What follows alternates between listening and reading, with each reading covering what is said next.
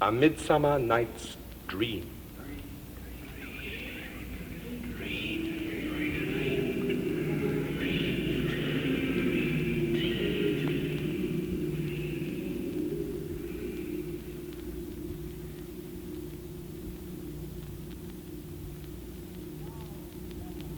Now, fair Hippolyta, our nuptial hour draws on apace. 4 happy days bring in another moon. But oh, methinks how slow this old moon wanes. She lingers my desires. 4 days will quickly steep themselves in night. 4 nights will quickly dream away the time. Hippolyta, I wooed thee with my sword and won thy love doing thee injuries. But I will wed thee in another key, with pomp, with triumph, and with revelling. Happy be Theseus, our renowned duke. Thanks, good Aegeus. What's the news with thee? Full of vexation come I with complaint against my child, my daughter Hermia. Stand forth, Demetrius. Your Grace. My noble lord, this man hath my consent to marry her. Stand forth, Lysander. My lord. And my gracious duke, this man hath bewitched the bosom of my child. Thou, Lysander, thou hast given her rhymes and interchanged love tokens with my child. With cunning hast thou filched my daughter's heart, turned her obedience, which is due to me, to stubborn harshness. And my gracious duke, be it so she will not hear before your grace consent to marry with Demetrius, I beg the ancient privilege of Athens. As she is mine, I may dispose of her, which shall be either to this gentleman or to her death, according to our law. What say you, Hermia? Be advised, fair maid. Demetrius is a worthy gentleman. So is Lysander. In himself he is. But in this kind, wanting your father's voice, the other must be held the worthier. I do entreat your grace to pardon me. I know not by what power I am made bold, but I beseech your grace that I may know the worst that may befall me in this case, if I refuse to wed Demetrius. Either to die the death, or to abjure forever the society of men. Therefore, fair Hermia, question your desires, whether, if you yield not to your father's choice, you can endure the livery of a nun. For I to be in shady cloister mewed, chanting faint hymns to the cold, fruitless moon. So will I grow, so live, so die, my lord, ere I will yield my virgin patent up unto his lordship, whose unwished yoke my soul consents not to give sovereignty. Take time to pause, and by the next new moon, upon that day, either prepare to die, or else to wed Demetrius as he would, or on Diana's altar to protest for aye austerity and single life. Relent, sweet Hermia, and Lysander, yield thy crazed title to my certain right. You have her father's love, Demetrius. Let me have Hermia's. Do you marry him? Scornful Lysander, true he hath my love, and she is mine, and all my right of her I do estate unto Demetrius. I am, my lord, as well derived as he, as well possessed. My love is more than his, and, which is more than all these boasts can be, I am beloved of beauteous Hermia. Why should I not then prosecute my right? Demetrius, I'll avouch it to his head, made love to Nida's daughter Helena and won her soul, and she, sweet lady, dotes upon this spotted and inconstant man. I must confess that I have heard so much, and with Demetrius thought to have spoke thereof. But being over full of self-affairs, my mind did lose it. But Demetrius, come, and come, Aegeus, you shall go with me. Come, my Hippolyta, what cheer, my love? Demetrius and Aegeus, go along. I must employ you in some business against our nuptial, and confer with you of something nearly that concerns yourself. With duty and desire we follow you. Now, my love, why is your cheek so pale? How chance the roses there do fade so fast? Belike for want of rain, which I could well beteem them from the tempest of my eyes. Ay me, for aught that I could ever read, the course of true love never did run smooth. If then true lovers have been ever crossed, it stands as an edict in destiny. Then let us teach our trial patience. A good persuasion. Therefore, hear me, Hermia. I have a widow aunt, a dowager of great revenue, and she hath no child. From Athens is our house remote 7 leagues. There, gentle Hermia, may I marry thee. And to that place the sharp Athenian law cannot pursue us. If thou lovest me, then steal forth thy father's house tomorrow night, and in the wood, a league without the town, there will I stay for thee. Oh, my good Lysander, I swear to thee by Cupid's strongest bow, in that same place thou hast appointed me, tomorrow truly will I meet with thee. Keep promise, love. Look, here comes Helena. Godspeed, fair Helena. Whither away? Call you me fair? That fair again unsay. Demetrius loves your fair. Oh, happy fair, your eyes are lodestars and your tongue sweet air, more tunable than lark to shepherd's ear, when wheat is green, when hawthorn buds appear. Oh, teach me how you look, and with what art you sway the motion of Demetrius' heart. I frown upon him, and yet he loves me still. Oh, that your frowns would teach my smile such skill. Take comfort. He no more shall see my face. Lysander and myself will fly this place. Helen, to you our minds we will unfold. Tomorrow night, when Phoebe doth behold her silver visage in the watery glass, decking with liquid pearl the bladed grass, a time that lovers' flights doth still conceal, through Athens' gates have we devised to steal. And in the wood where often you and I upon faint primrose beds were wont to lie, emptying our bosoms of their counsel sweet, there my Lysander and myself shall meet, and thence from Athens turn away our eyes to seek new friends and stranger companies. Farewell, sweet playfellow. Pray thou for us. Good luck grant thee thy Demetrius. Keep word, Lysander. We must starve our sight from lovers' food. Tomorrow, deep midnight. I will, my Hermia. Helena, adieu. As you on him, Demetrius dote on you. How happy some, or rather some, can be. Through Athens I am thought as fair as she. But what of that? Demetrius thinks not so. He will not know what all but he do know. I will go tell him of fair Hermia's flight. Then to the wood will he tomorrow night pursue her. And for this intelligence, if I have thanks, it is a dear expense. But herein mean I to enrich my pain, to have his sight thither and back again.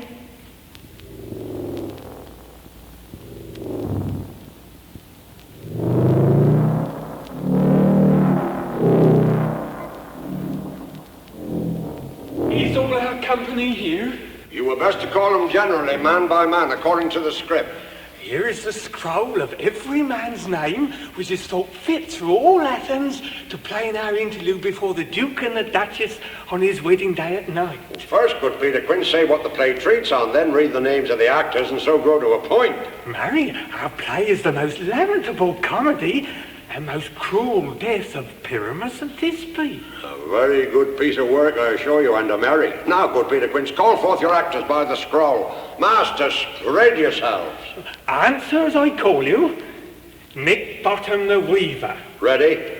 Name what part I am for and proceed. You, Nick Bottom, are set down for Pyramus. What is Pyramus? A lover or a tyrant? A lover that kills himself most gallant for love. That will ask some tears in the true performing of it. If I do it, let the audience look to their eyes. I will move stones. I will condole in some measure. To the rest, yet my chief humour is for a tyrant. I could play Hercules, really, or a part to tear the cat in to make all split. The raging rocks and shivering shocks shall break the locks of prison gates. Amphibious car shall shine from far, and make and mar the foolish fates. This was lofty. Now name the rest of the players. Francis Flute. This is Hercules' vein, a tyrant's vein. Francis Flute. A lover is more condoling. Francis Flute the bellows mender. Here, Peter Quince. Flute, you must take Thisbe on you. What is Thisbe? A wandering knight? It is the lady that Pyramus must love. Nay, faith, let me not play a woman. I've a beard coming. That's all one. You shall play it in a mask, and you may speak as small as you will. And I may hide my face. Let me play Thisbe too. I'll speak in a monstrous little voice. Thisbe, Thisbe. Ah, Pyramus, my lover dear, Thy Thisbe dear and lady dear. No, you must play Pyramus and flute you Thisbe. Well, proceed. Robin Starveling the tailor. Here, Peter Quint. Robin Starveling, you must play Thisbe's mother. Tom Snape the tinker. Here, Peter Quint.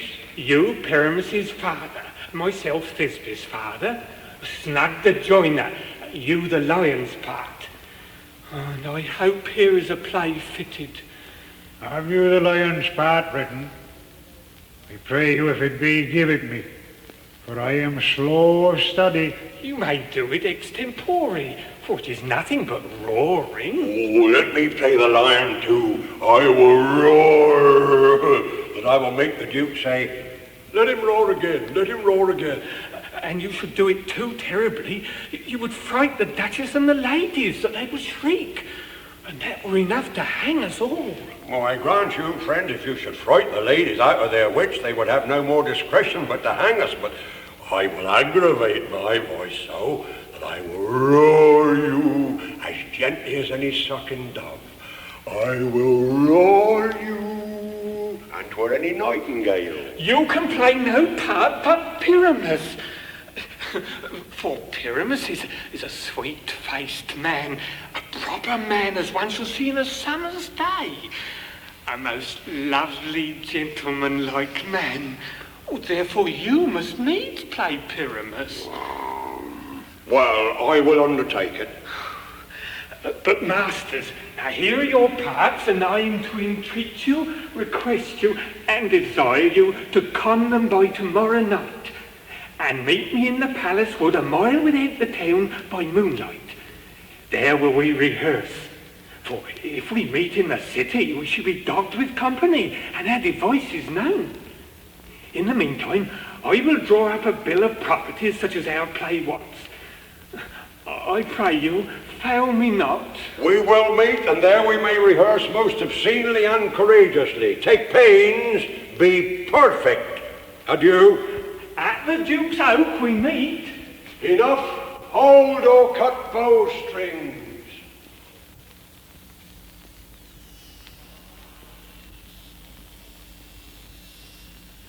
How now, spirit?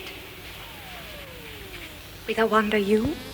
Over hill, over dale, through bush, through briar, over park, over pale, through flood, through fire. I do wander everywhere, swifter than the moon's sphere, and I serve the fairy queen to dew her orbs upon the green. The king doth keep his revels here tonight. Take heed the queen come not within his sight, for Oberon is passing fell and wrath, because that she as her attendant hath a lovely boy stolen from an Indian king. She never had so sweet a chamberlain, and jealous Oberon would have the child, knight of his train, to trace the forests wild. But she, perforce, withholds the loved boy, crowns him with flowers, and makes him all her joy. And now they never meet in grove or green, by fountains clear or spangled starlight sheen, but they do swear that all their elves for fear creep into acorn cups and hide them there. Either I mistake your shape in making white, or else you are that shrewd and knavish sprite called Robin Goodfellow. Are not you he? Thou speak'st aright. I am that merry wanderer of the night. I jest to Oberon and make him smile, and sometimes lure her in a gossip's bowl, in very likeness of a roasted crab.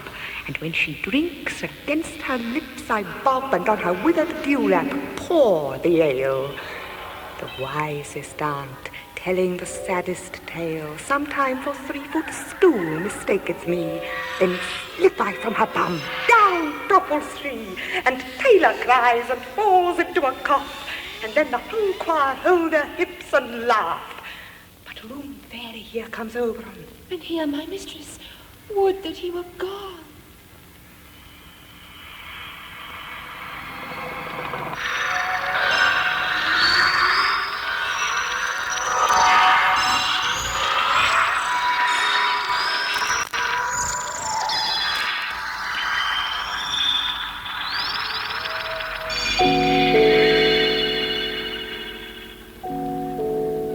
You met by moonlight, proud Titania. What jealous Oberon! Fairies, skip hence. I have forsworn his bed and company. Tarry, rash wanton! Am not I thy lord? Then I must be thy lady. Why art thou here, come from the farthest step of India, but to forsooth the bouncing Amazon, your buskined mistress and your warrior love, to Theseus must be wedded, and you come to give their bed joy and prosperity. How canst thou thus for shame, Titania, glance at my credit with Hippolyta, knowing I know thy love to Theseus? These are the forgeries of jealousy. And never since the middle summer's spring met we on hill in dale, forest or mead, by paved fountain or by rushy brook, or in the beached margent of the sea, to dance our ringlets to the whistling wind, but with thy brawls thou hast disturbed our sport. Therefore the winds, piping to us in vain, as in revenge have sucked up from the sea's contagious fogs, and the green corn hath rotted ere his youth attained a beard.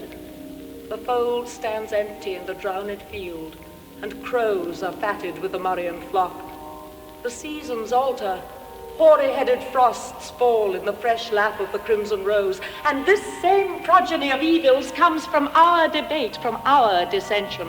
We are their parents and original. Do you amend it then? It lies in you.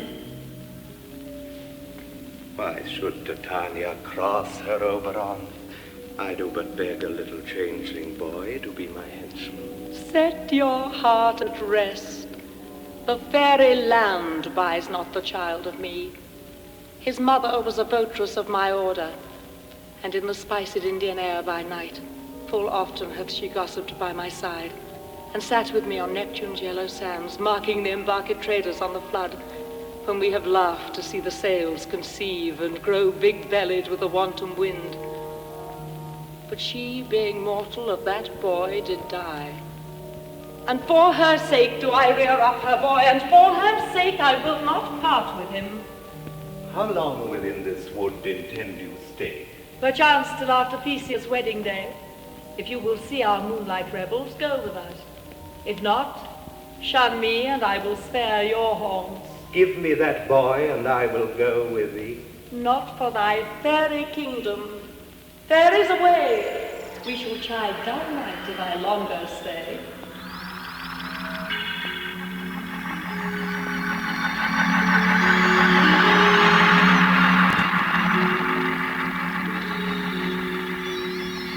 Now go thy way.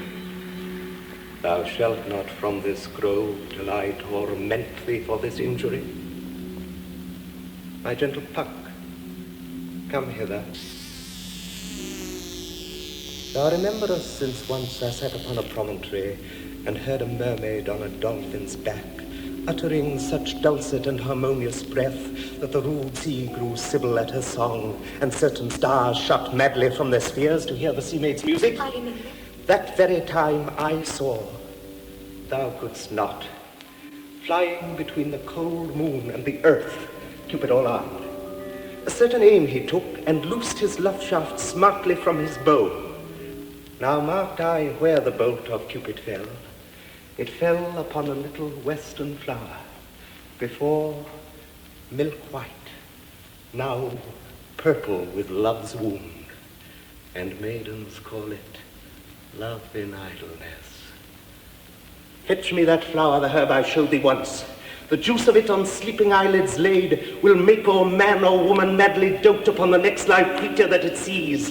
Fetch me this herb, and be thou here again ere the Leviathan can swim a league. I'll put a girdle round about the earth in 40 minutes. Having once this juice, I'll watch Titania when she is asleep, and drop the liquor of it in her eyes. The next thing then she waking looks upon, be it on lion, bear, or wolf, or bull, on meddling monkey, or on busy ape, she shall pursue it with the soul of love. And ere I take this charm from off her sight, I'll make her render up her page to me. But who comes here? I am invisible, and I will overhear their conference. I love thee not, therefore pursue me not. Where is Lysander and fair Hermia? Hence, Helena, and follow me no more. You draw me, you hard-hearted adamant. Leave you your power to draw, Demetrius, and I shall have no power to follow you. Do I entice you? Do I speak you fair? Or rather, do I not, in plainest truth, tell you I do not, nor I cannot love you? And even for that do I love you the more.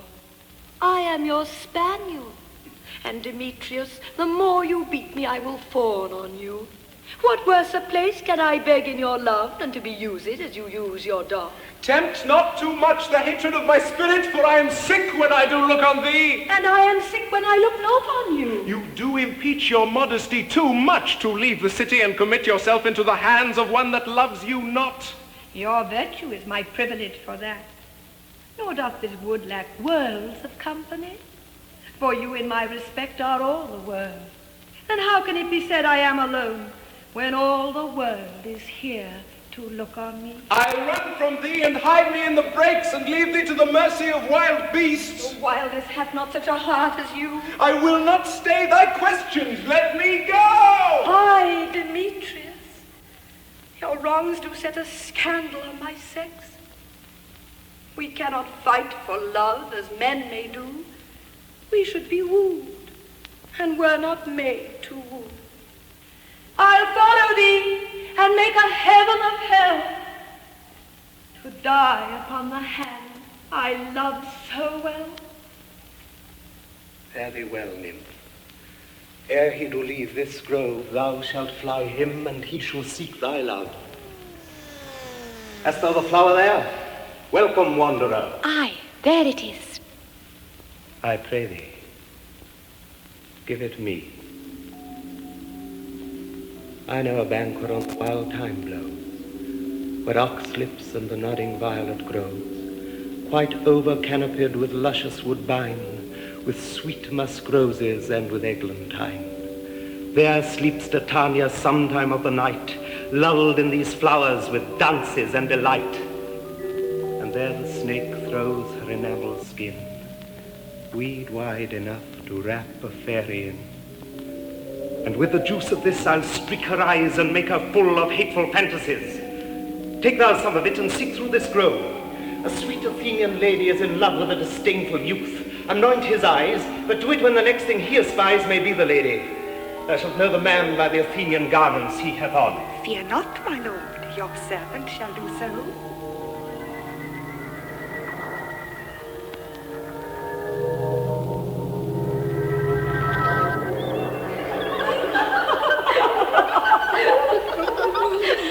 Come now, roundel and a fairy song. Then for the third part of a minute hence. Sing me now asleep. Then to your offices, and let me rest.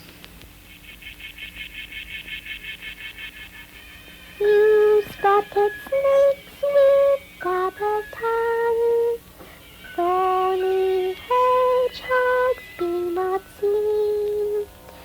Newts and blind worms do no wrong. Come not near our fairy queen. Hello, melody, singing our sweet lullaby.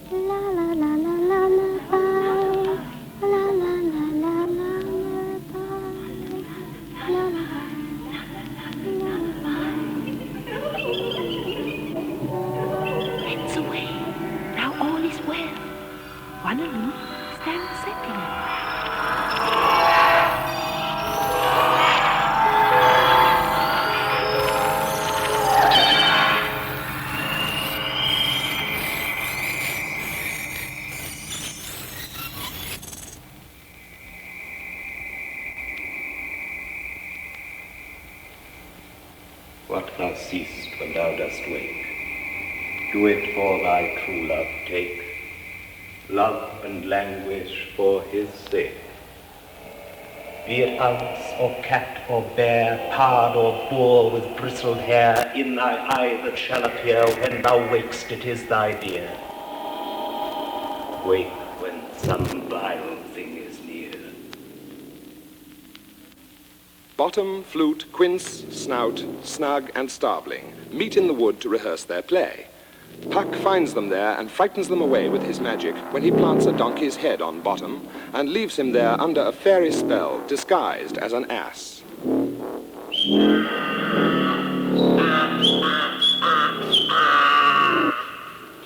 I see their knavery.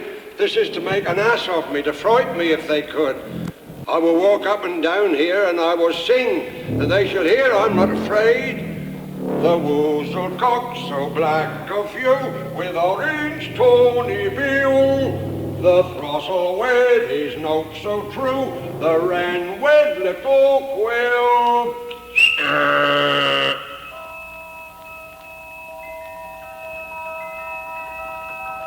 What angel wakes me from my flowery bed? I pray thee, gentle mortal, sing again. Mine ear is much enamoured of thy note, so is mine eye enthralled to thy shape. On the first view to say, to swear I love thee. Methinks, mistress, you should have little reason for that. And yet, to say the truth, reason and love keep little company together nowadays. Thou art as wise as thou art beautiful. Not so neither. If I had wit enough to get out of this wood, I have enough to serve mine own turn. Out of this wood do not desire to go. Thou shalt remain here, whether thou wilt or no. And I do love thee, therefore go with me. I'll give thee fairies to attend on thee, and I will purge thy mortal grossness so that thou shalt like an airy spirit go. Peas blossom, cobweb, moth and mustard seed. Ready? And I. Be kind and courteous to this gentleman. Hop in his walks and gambol in his eyes. Feed him with apricots and dewberries, with purple grapes, green figs and mulberries. The honey bags steal from the humble bees, and for night tapers crop their waxen thighs, and light them at the fiery glowworm's eyes, to have my love to bed, and to arise, and pluck the wings from painted butterflies, to fan the moonbeams from his sleeping eyes. Not to him elves, and to him courtesies. Hail, mortal, hail, hail, hail. Come, wait upon him, lead him to my bower. The moon, methinks, looks with a watery eye, and when she weeps, weeps every little flower, lamenting some enforced chastity. Tie up my love's tongue, bring him silently.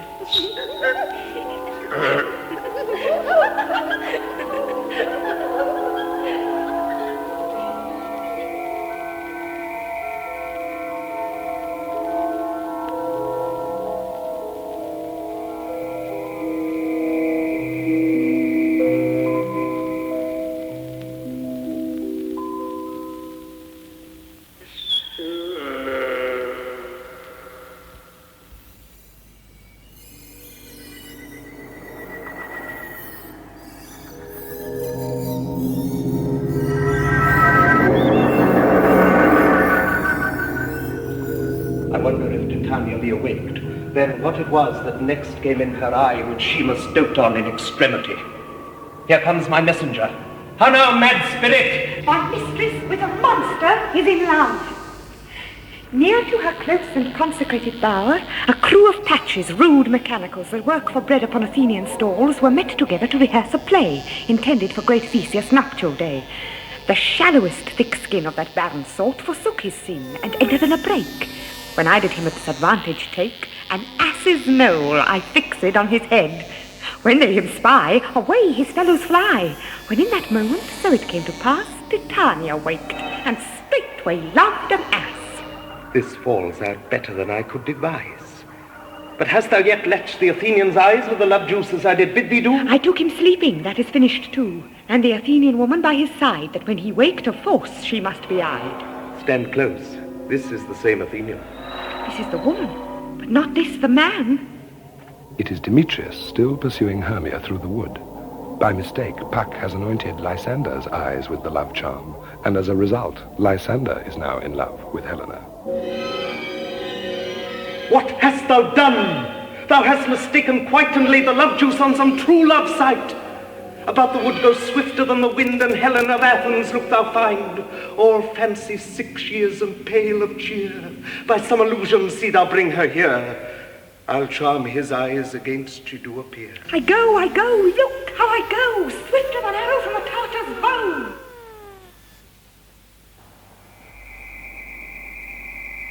Flower of this purple dye, hit with Cupid's archery, sink in apple of his eye. When his love he doth espy, let her shine as gloriously as the Venus of the sky. When thou wakest, if she be by, beg of her for remedy. Captain of our fairy band, Helena is here at hand, and the youth mistook by me, pleading for a lover's fee. Shall we their fond pageant see?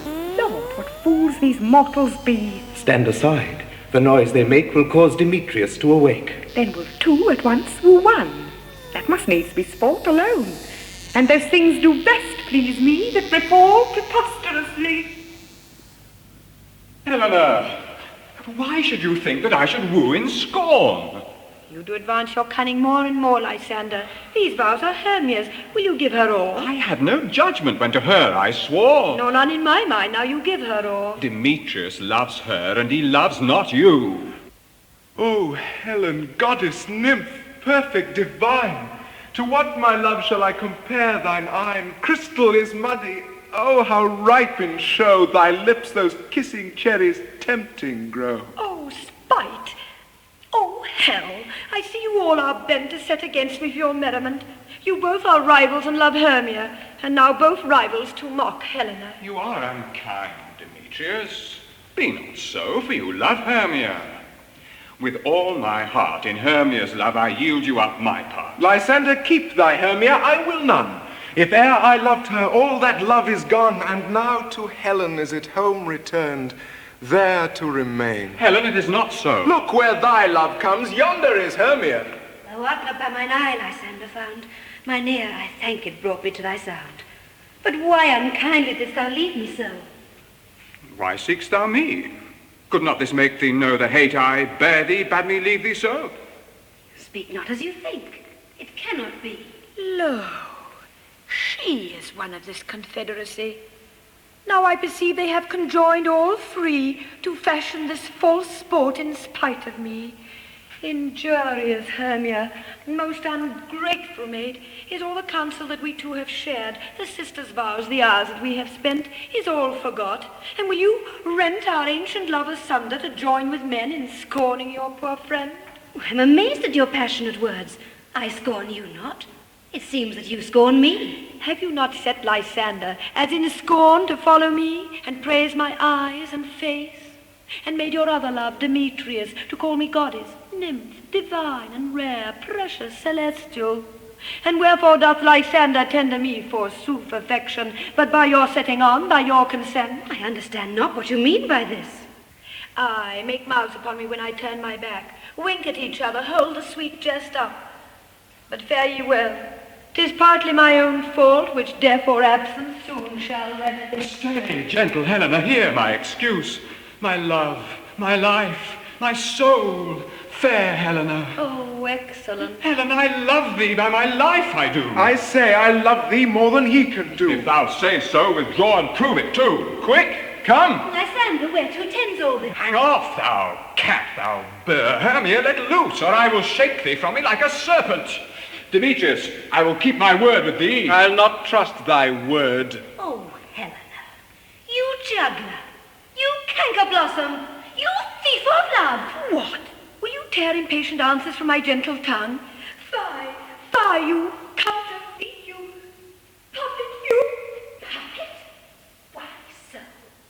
Aye, that way goes the game. Now are you grown so high in his esteem, because I am so dwarfish and so low? How low am I, thou painted maypole? Oh! Speak! How low am I? I am not yet so low but that my nails can reach unto thine eyes. I pray you, though you mock me, gentlemen, let her not hurt me. I was never cursed. I have no gift at all in shrewishness. I evermore did love you, Hermia. Did ever keep your counsels, never wronged you. Oh, save that in love unto Demetrius I told him of your stealth unto this wood. To Athens will I bear my folly back, and follow you no further. Let me go. Why get you gone? Who is that hinders you? A foolish heart that I leave here behind. What, with Lysander? With Demetrius. Be not afraid, she shall not harm thee, Helena. Let her alone. Speak not of Helena, take not her part.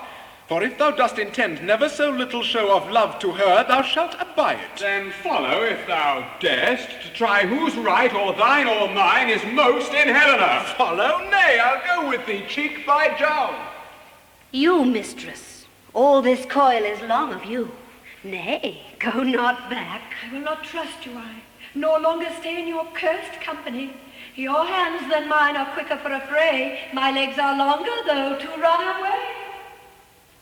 I am amazed, and know not what to say.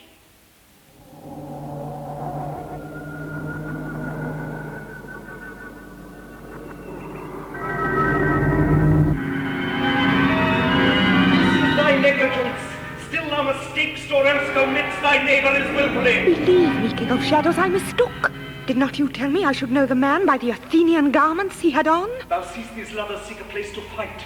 Hie therefore, Robin, overcast the night. The starry welkin cover thou anon, with drooping fog as black as Acheron, and lead these testy rivals so astray as one come not within another's way. And from each other look thou lead them thus, till o'er their brows death counterfeiting, sleep with leaden legs and batty wings doth creep. Then crush this herb into Lysander's eye, whose liquor hath this virtuous property to take from thence all error with his might, and make his eyeballs roll with wonted sight. When they next wake, all this derision shall seem a dream and fruitless vision.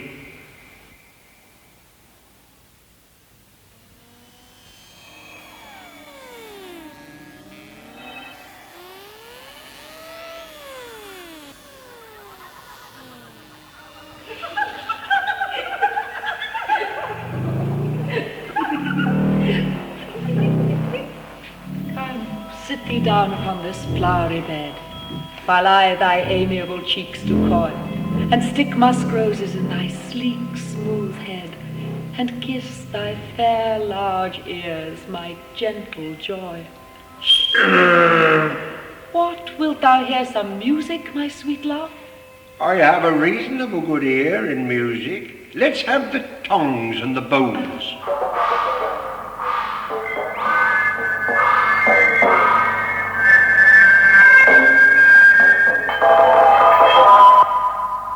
Say, sweet love, what thou desirest to eat. Truly a peck of provender. I could munch your good dry oats. Bethinks I have a great desire to a bottle of hay. Good hay, sweet hay hath no fellow. I have a venturous fairy that shall seek the squirrel's hoard and fetch thee new nuts. I had rather have a handful or two of dried peas, but I pray you, let none of your people stir me. I have an exposition of sleep come upon me. Sleep thou, and I will wind thee in my arms.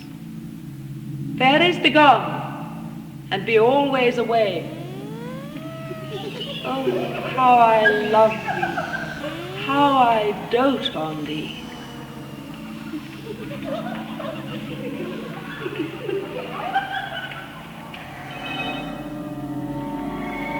Welcome, good Robin. Seest thou this sweet sight? Her dotage now I do begin to pity. For meeting her of late behind the wood, I did upbraid her and fall out with her, and she in mild terms begged my patience. I then did ask of her changeling child, which straight she gave me, and her fairy sent to bear him to my bower in fairyland. And now I have the boy, I will undo this hateful imperfection of her eyes. Now, my Titania, wake you, my sweet queen. My Oberon, what visions have I seen? Methought I was enamored of an ass. There lies your love. How came these things to pass? Oh, how mine eyes do loathe his visage now. Silence a while. Robin, take up this head. Titania, music call, and strike more dead than common sleep of all these 5 the sense. Now, when thou wakest, with thine own fool's eyes peep. Music! Ho, music! Such as charmeth sleep. Sound music. Come, my queen, take hands with me, and rock the ground whereon these sleepers be. Now thou and I are new in amity. Fairy king, attend and mark. I do hear the morning lark. Then, my queen, in silence sad trip we after nightshade. We the globe can compass soon, swifter than the wandering moon. Come, my lord, and in our flight tell me how it came this night that I sleeping here was found with these mortals on the ground. The next day the Duke is out hunting early.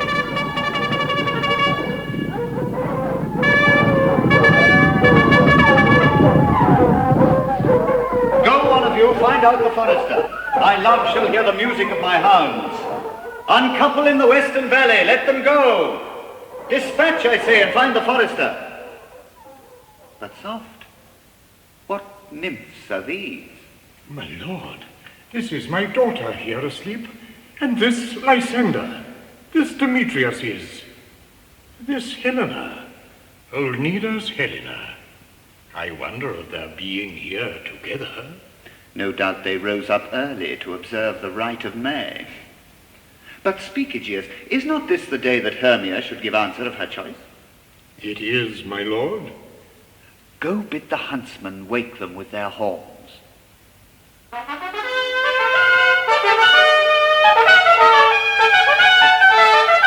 Good morrow, friends. St. Valentine is past. Oh, pardon, my lord. I pray you all stand up. I know you two are rival enemies. How comes this gentle concord in the world? My lord, I shall reply amazedly, half sleep, half waking. I came with Hermia hither. Our intent was to be gone from Athens, where we might, without the peril of the Athenian law... Enough, my lord, you have enough. I beg the law upon his head. My lord, fair Helen told me of their stealth, of this their purpose, hither to this wood. But, my good lord, I wot not by what power, but by some power it is. My love to Hermia melted as the snow, and all the faith, the virtue of my heart, the object and the pleasure of mine eye, is only Helena. To her, my lord, was I betrothed ere I saw Hermia. Now I do wish her, love her, long for her, and will forevermore be true to her. Fair lovers, you are fortunately met. Aegeus, I will overbear your will, for in the temple by and by with us, these couples shall eternally be knit. Away with us to Athens. 3 and 3 we'll hold a feast in great solemnity. Come, Hippolyta.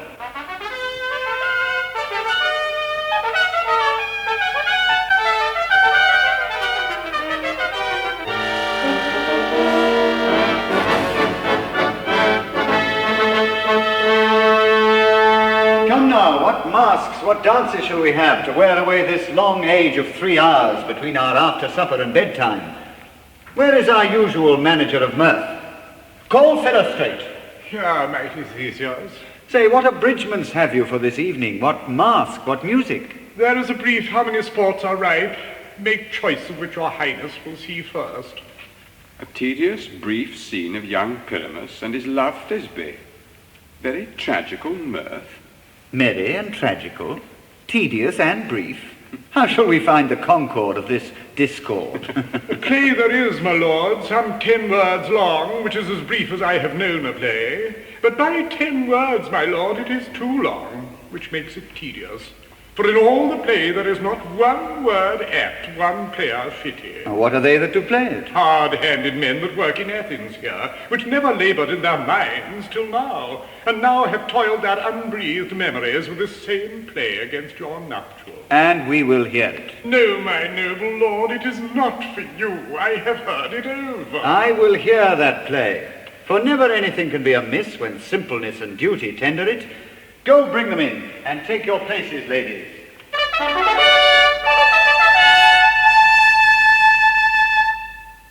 If we offend, it is with our good will. That you should think me come not to offend, but with good will. To show our simple skill, that is the true beginning of our end. Consider then we come but in despite. We do not come as minding to content you, our true intent is. All for your delight we are not here. That you should here repent you, the actors are at hand. And by their show, you shall know all that you are like to know. This fellow does not stand upon points. He hath rid his prologue like a rough coat. He knows not the stops. Who's next? I, one snout by name, present a wall. And such a wall as I would have you think that adding it a crannied hole or chink, through which the lovers Pyramus and Thisbe did whisper often, very secretly. This loam, this rough cast, and this stone doth show that I on that same wall. The truth is so, and this my cranny is, right and sinister, through which the fearful lovers are to whisper. Would you desire lime and hair to speak better? It is the wittiest partition that ever I heard discourse, my lord. Pyramus draws near the wall. Silence. O grim-look night, O night with you so black, O night whichever art when day is not, I fear my Thisbe's promise is forgot. And thou, O wall, O sweet, O lovely wall, that stands between our father's ground and mine, thou wall, O sweet, O lovely wall, show me thy chink to blink through with mine eyne. Chink, chink. Oh. Thanks, courteous wall, Jove shield thee well for this. But what see I? No Thisbe do I see. O wicked wall! To whom I see no bliss. Cursed be thy stones for thus deceiving me. The wall, methinks being sensible, should curse again. No, in truth, sir, it should not. Deceiving me is Thisbe's cue. She is to enter now, and I am to spy her through the wall. You shall see it will fall pat, as I told you, yonder she comes. O wall, full often hast thou heard my moans for parting my fair Pyramus and me. I see a voice. Now will I to the chink to spy, and I can hear my Thisbe's face. Thisbe! My love! Thou art my love, I think. Think what thou wilt. I am thy lover's grace, and like Lysander am I trusty still. And I like Helen till the fates me kill. Oh, kiss me through the hole of this vile wall. I kiss the walls all, not your lips at all. Wilt thou at Ninny's tomb? Ninus! Hmm? Ninus! Wilt thou at Ninus tomb meet me straightway? Tide life, tide death, I come without delay. Thus have I, wall, my part discharged so, and being done, thus all away doth go.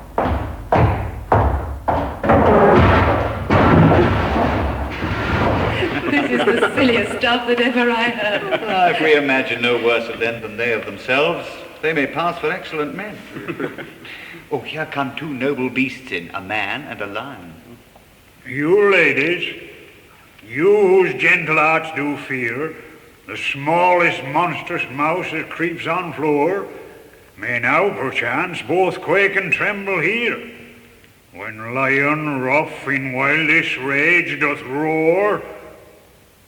They know that I, one Snug, the joiner am. A lion fell, nor else no lion's dam. A very gentle beast and of a good conscience. The very best of the beast, my lord, that e'er I saw. Let us listen to the moon. This lanthorn doth the ornate moon present. Myself, the man in the moon, do seem to be. Proceed, moon. Well, all that I have to say is to tell you that the lanthorn is the moon, I the man in the moon. This thorn bush, my thorn bush, this dog, my dog. Why, all these should be in the lanthorn, for all these are in the moon. But silence, here comes this being. This is old Ninny's tomb. Ninus.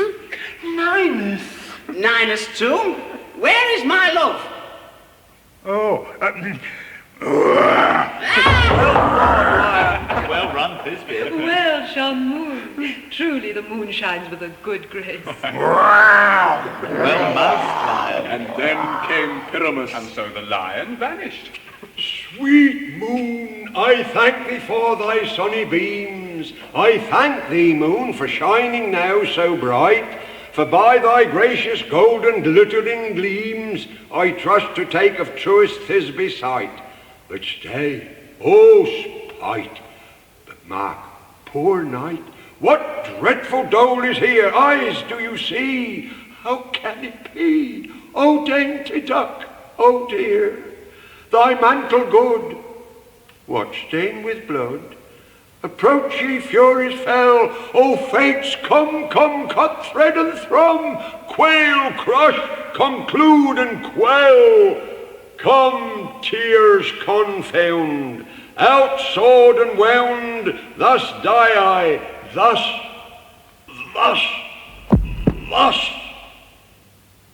Now am I dead, now am I fled, my soul is in the sky, tongue, lose thy light, moon, take thy flight, take thy flight. Now die, die.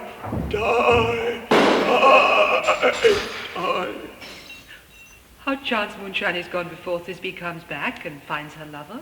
She will find him by starlight. Here she comes, and her passion ends the play. Asleep, my love? What? Dead, my dove? Oh, Pyramus, arise. Speak. Quite dumb. Dead? A tomb must cover thy sweet eyes. These lily lips, this cherry nose, these yellow cowslip cheeks are gone. Lovers make moan. His eyes were as green as leeks. Tongue, not a word. Come, trusty sword, come blade my breast imbrue. And farewell, friends, thus Thisbe ends. Adieu. Moonshine and lion are left to bury the dead. Iron wall, too. No, I assure you the wall is down that parted their fathers. Will it please you to see the epilogue, or to hear a burgomask dance between two of our company? No epilogue, I pray you, for your play needs no excuse. The iron tongue of midnight hath told 12. Lovers to bed, 'tis almost fairy time. Through the house give glimmering light by the dead and drowsy fire. Every elf and fairy sprite hop as light as bird from briar. And this ditty after me, sing and dance it trippingly. Hand in hand with fairy grace, will we sing and bless this place. Now until the break of day, through this house each fairy stray. To the best bride bed will we, which by us shall blessed be, and the issue there create, ever shall be fortunate. So shall all the couples three, ever true in loving be. With this field you consecrate, every fairy take his gate, and each several chamber bless through this palace with sweet peace. Ever shall in safety rest, and the owner of it blessed. Trip away, make no stay, meet me all by break of day. If we shadows have offended, think but this, and all is mended, that you have but slumbered here while these visions did appear, and this weak and idle theme no more yielding but a dream. Gentles, do not reprehend. If you pardon, we will mend. And as I am an honest Puck, if we have unearned luck now to scape the serpent's tongue, we will make amends ere long, else the Puck a liar call. So good morning to you all. Give me your hands if we be friends, and Robin shall restore amends.